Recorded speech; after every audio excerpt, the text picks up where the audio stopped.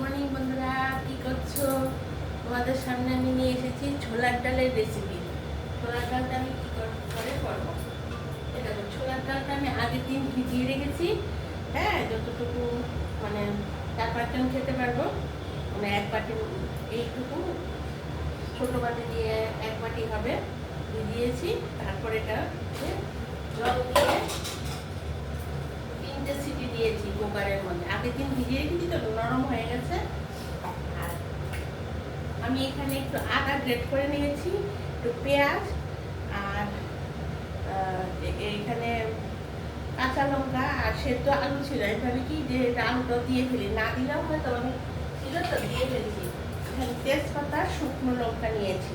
এখন আমি তেজপাতা পরে তেল দিয়েছি, তেজপাতা শুকনো লঙ্কাটা আমি দিয়ে দিলাম। ঠিক আছে, এলাচ নিয়েছিলাম,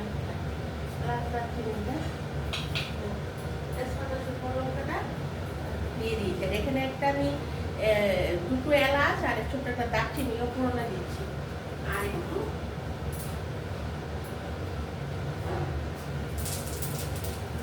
আর একটু দিয়েছি জিরে পুরো দিয়েছি। তারপরে কড়াই কি দিলাম, তেজপাতা দিলাম, শুকনো লঙ্কা দিলাম, আর ছোট্ট একটা এলাচ আর দারচিনি দিয়েছি। হ্যাঁ, দারচিনি ছোটো ছোটো দারচিনি, ছোটো এলাচগুলো দিয়েছি আর ছোট্ট একটা দারচিনি দিয়েছি। আর এগুলি সব কড়াইয়ের মধ্যে আমি দিয়ে দিয়েছি তেলের মধ্যে।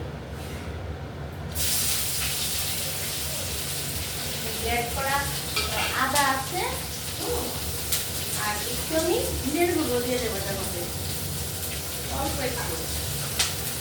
আর অল্প একটু ধনের গুঁড়ো দিয়ে দিয়েছি, অল্প ছোটো ছোটো চামচের 1 চামচ জিরের গুঁড়ো, ধনের গুঁড়ো দিয়েছি, আর একটু গুঁড়ো লঙ্কা দিয়ে দিয়েছি ছোটো।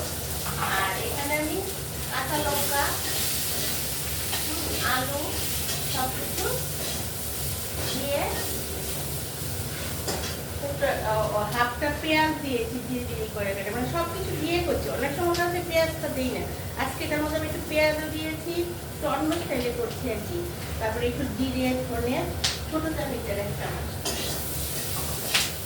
তাহলে কি হবে, ভাতের সঙ্গে খাওয়া যাবে, রুটি, লুচি, পরোটা সব কিছুর সঙ্গেই খাওয়া যাবে। সব কিছু করে তরকারি খাবে।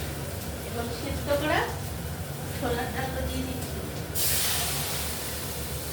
এর মধ্যে, নুন দিয়েই সিদ্ধ করেছিলাম।